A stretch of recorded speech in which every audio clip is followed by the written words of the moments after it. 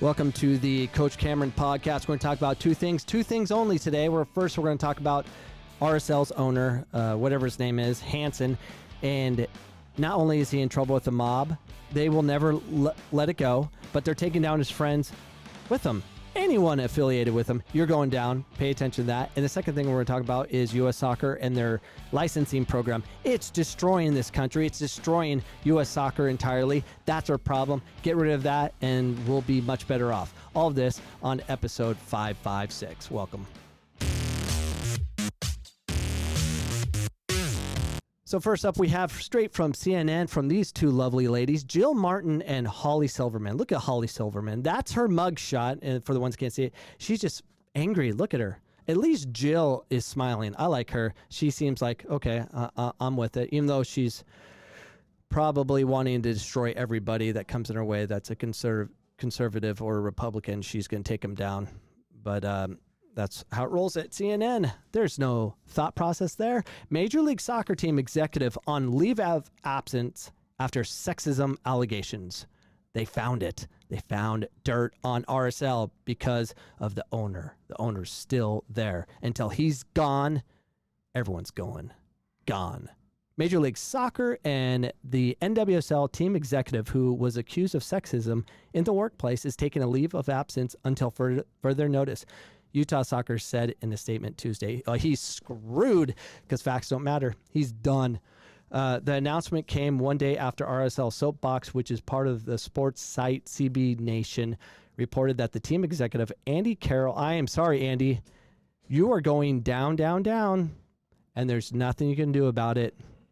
I really don't think there's anything you can do about it. I mean, we are just living in a country of things stick. Racism sticks, and Me Too, sexual assault, or they said a slur, all that stuff sticks forever, and it goes on the internet, and you're screwed, you're done. And I don't know if any of this is true, but let's read on. The chief business officer for the MLS club Real Salt Lake and the NWSL club Utah Royals have participated in conversations about the physical appearance of former sideline reporter Rebecca Cade. Former team photographer Roscoe Merrick was cited in the story saying that Carroll requested players from the Utah Royals be posed so they look sexy, according to the RSL Soapbox story. That is like legit. He needs to go down. It's not bad enough that Joe Biden, who's probably raped hundreds of women. See how I just threw that out? I have no proof of that, so I'm not going to say. But he is gross. I mean, there's video proof of him just kissing and sniffing so many people. He's disgusting. But I could easily just throw out, he's raped 20 women that I know of. But I'm not. I'm not going to say that because I don't have proof. But you don't need proof. But I can work at CNN with those kind of talking points if I put it at Trump or somebody else. And that's the problem we live in right now. It's a problem. So CNN has attempted to reach Carroll for comment. Oh, see, they say they tried. They tried to do a full news story and get all the information out. We tried. Utah Soccer was extremely disappointed by the allegations in the recent RSL Soapbox article. I like how where this is going. These are the parameters, how you speak to slow down the mob. It won't stop the mob. It just slows them down a little bit because you're saying the key words that doesn't trigger them fully. They're triggered, but they're not triggered fully. So they're extremely disappointed by the allegations in the recent RSL Soapbox article regarding Mr. Carroll. The Utah Soccer statement says, Mr. Carroll has spent notable time and energy to further the business operations of the organization. Still, Utah Soccer takes these allegations extremely seriously. Utah Soccer so here's the next thing, to slow down the mob. It won't stop the mob, like I said. It just slows them down a little bit because they're hitting all the, the trigger, the slowing down of the triggers because they're a bunch of trigger-happy people in the mob. Utah Soccer prioritizes the safety, well-being, and security of the players and employees above all and does not tolerate discriminatory or degradatory conduct of any kind. See, they hit those things. They do not tolerate this stuff. They will deal with it once there's proof. While Utah soccer endeavors do learn more about the allegations raised in the article, Mr. Carroll will be taking a leave of absence from the organization until further notice. Good job, Mob. Way to get him. This comes after the owner of both teams, Loy Hansen, announced he would sell both clubs as MLS and NWSL investigates allegations of racism by Hansen. So he knew. See, smart, rich, billionaires, most of them, they see trends. That's why they make money in the stock market. They see trends. I don't see trends. I see trends in development of players and my trends that I deal with as a professional, trying to identify the problems in U.S. soccer, and I try to fight it because I always do it different. And we'll talk about that next. But they read trends, and he saw the trend and go, "Oh, I'm screwed." I guarantee he was in. It's like, I'm out. They're gonna dig up every little thing I've ever said or done. I'm done. He knew it. He's like, so he apologized, which is not good enough because he's still getting attacked, and wants things. He wants to improve himself as a human being, and he's going to sell the team like the Mob said, and it's not good enough. Why is it not good enough for the Mob? Because if they're not angry, kind of like my podcast, if they're not angry, they have, what are they going to do? They need something to scream and yell at. That's how they function. And if you're part of the Mob mentality, now I've been there as a human being, I've been there, but I've grown up. I'm 45. So I've grown up. And I realize the best things in life is you want to enjoy life and stuff. You try to help and serve others, regardless of race or anything like that. You help your community. You serve, and I think that goes across to every human being. Service is real, but frickin', it's so easy to tweet and all this stuff. I mean, it's just crazy. And we're just going to destroy everybody. The thing is, there's no facts to this. It's so easy to find an employee that was upset or whatever. Anyone can manufacture information, and that's what CNN does best, doesn't it? Manufactures information. All right. So here's the nut jobs that decided to come out years later. Freak. This comes after, former employees and players accused Hansen of using the N-word. Okay, so we've heard of, I haven't found that information yet, but I love how the players, former employees, plural, former players, plural. So there's many, accused Hansen of using the N-word and calling black people thugs, according to the article in The Athletic on Thursday. A former intern told CNN affiliate KUTV that he was fired after writing an email to Hansen complaining that the equipment manager had used racist language in 2014. That's why he's fired. Of course, that's why it was. It wasn't anything else. He was a perfect employee. I'm sure that was the case. But we're not going to get all the information. You know why? Because it doesn't cause clicks. I clicked on this stupid article mainly because I'm watching the craziness that's going on with anyone being accused by anyone, anything that resembles from the Mob. And the Mob is coming to get, because this is what they do. They're going to light things on fire. Last night on YouTube, I always watch the Seattle and protest riots. The peaceful protests, whatever. Not. It is not. At all.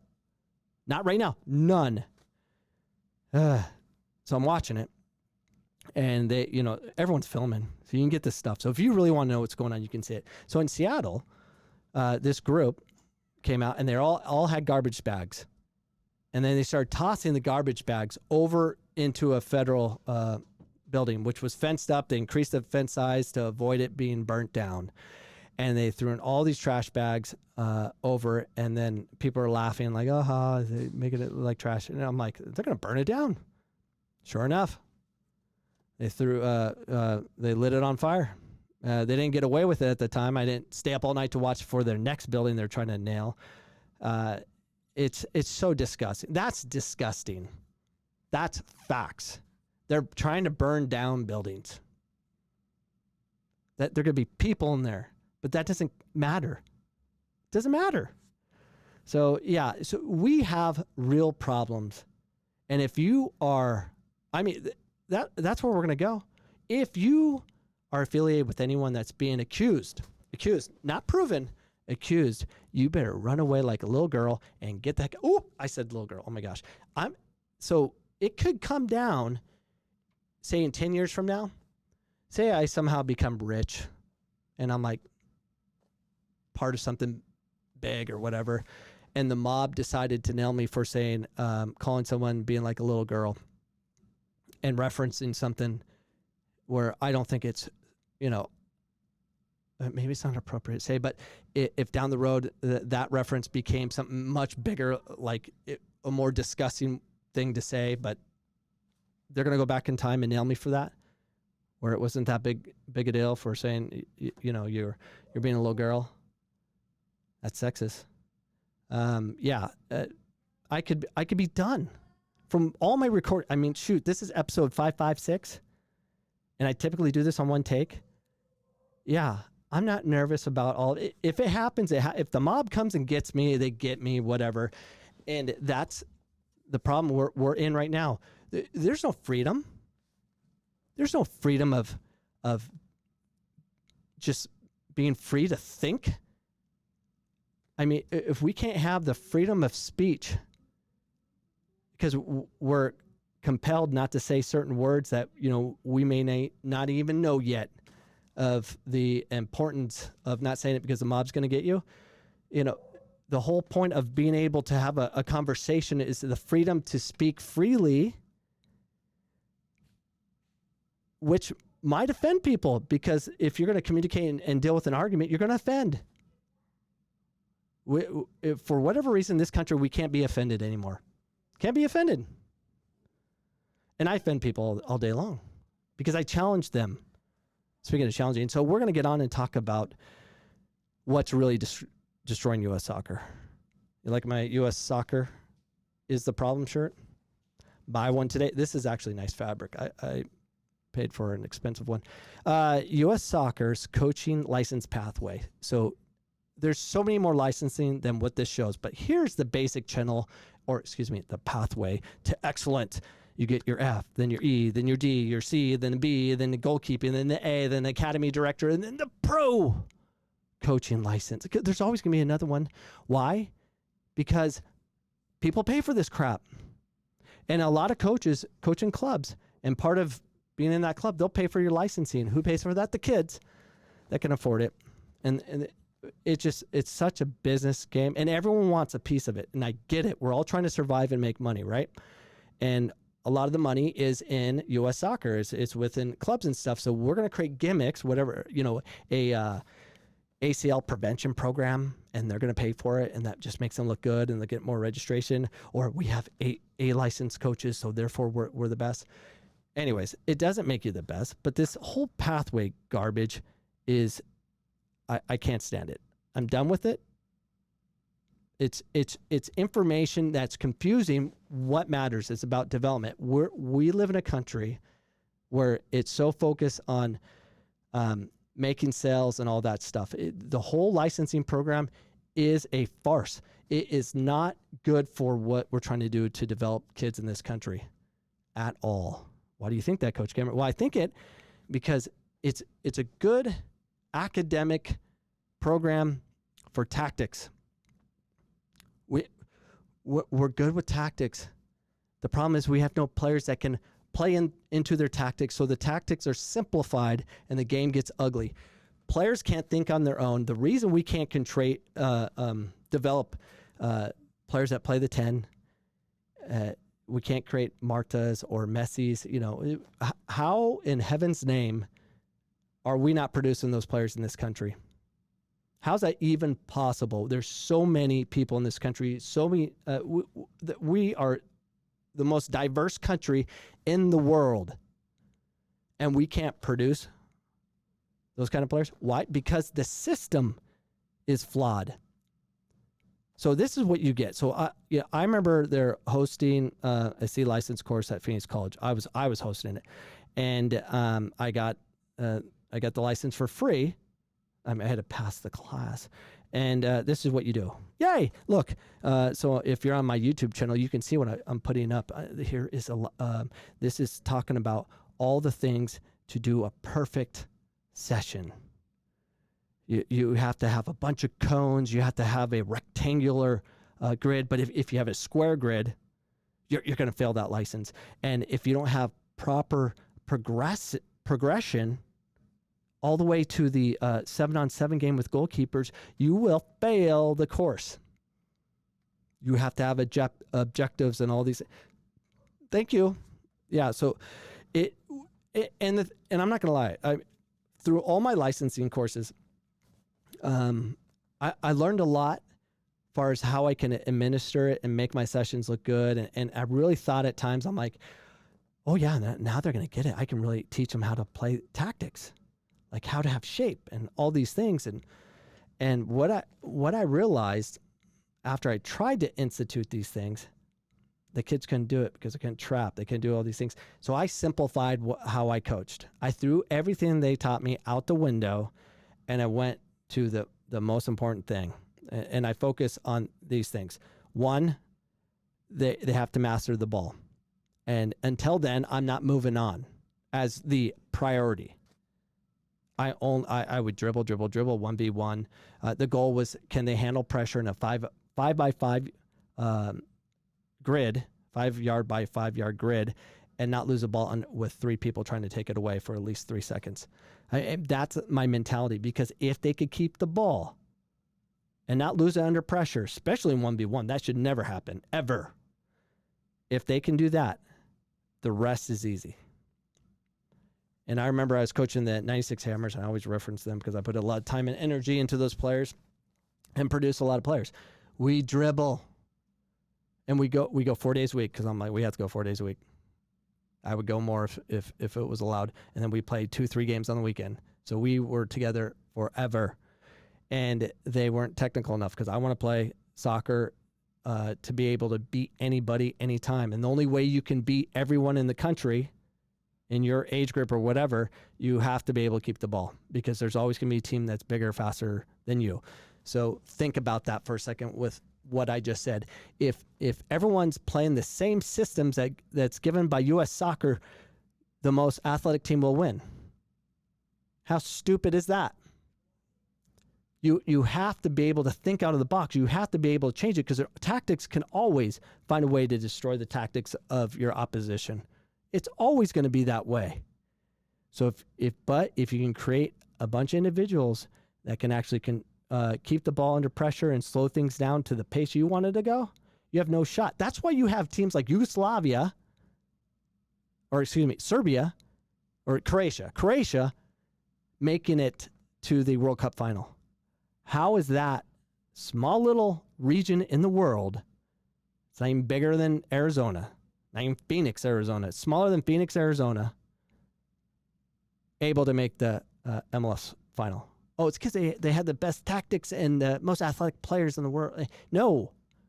They are able to dictate the game according to the technique they learned on the streets of Serbia or whatever. They are able to produce players in that country because they're doing something right. We don't do things that are right in this country. We're all about tactics. And when you're playing tactics where it's like, play the ball to the 9, drop it to the 10, get it back, get it to the 7 or 11, and then switch the point of attack and find the opposite side, kind of crap. We're gonna play up, back, and through, whatever. It's too much tactics. The game doesn't have timeout. The game is truly about the players. Make it about the players. They have to make decisions.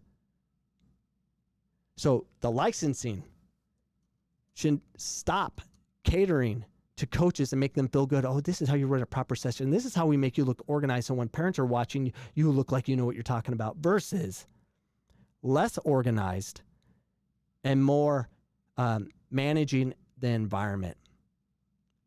It needs to be a numbers game, ladies and gentlemen. It needs to be a numbers game, because when you have licensing, it truly makes you feel like you could be the best coach in the world, like this guy.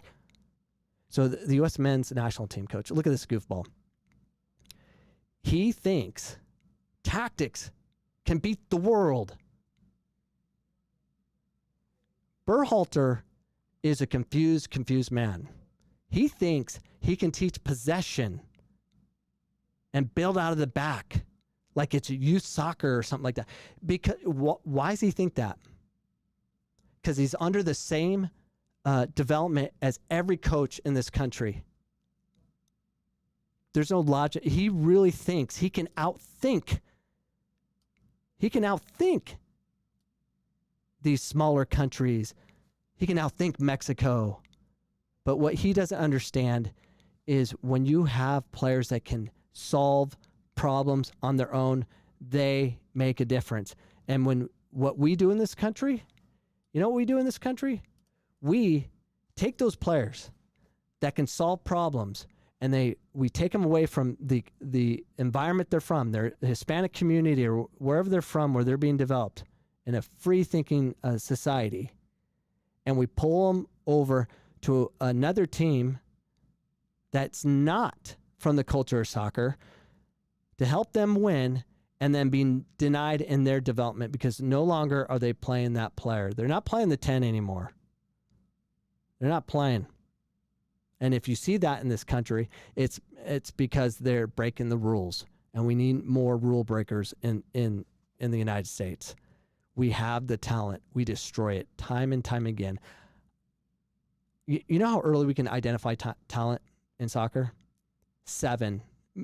Easily 7. I've seen 5-year-olds are just freaks. Something happens to them. I got example after example in the Hispanic community on the female side. I've seen so many females that were sick. I've seen a female. I won't mention her name. Yeah, I will. An IE.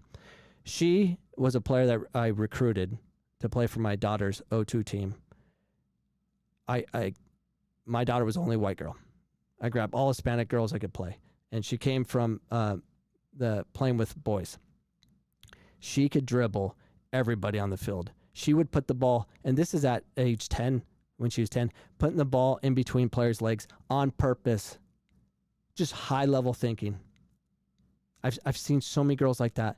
And then when they get to like 12, 13, 14, into high school, it becomes tactics, and then they're obsolete. They're useless, and they think they suck.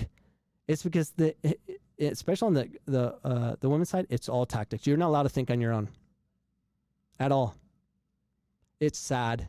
And for the ones that don't understand what I'm talking about, I apologize for not being able to get you to really understand what's going on. But what we're doing is wrong. We put more and more money on coaching, development, making them feel good about what they are and how they can look good for their parents versus the player.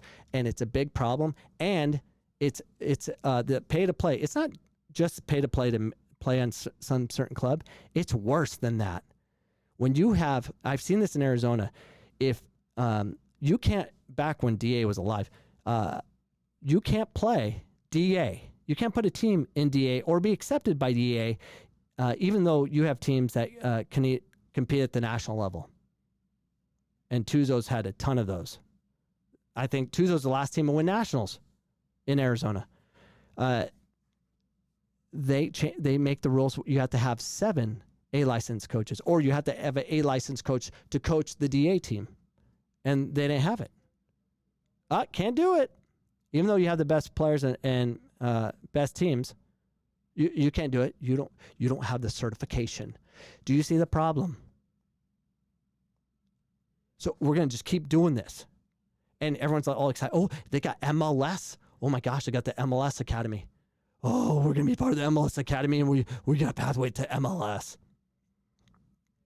It's the same freaking people running the show, different name, ladies and gentlemen. Nothing's changed until we change our thought process and make a priority that playing a certain style, the freedom of thinking, and we reward players for individual development as far as being successful of handling the ball under pressure, connecting passes, going forwards and backwards, and not losing it, and be able to make good decisions and record it mathematically that way.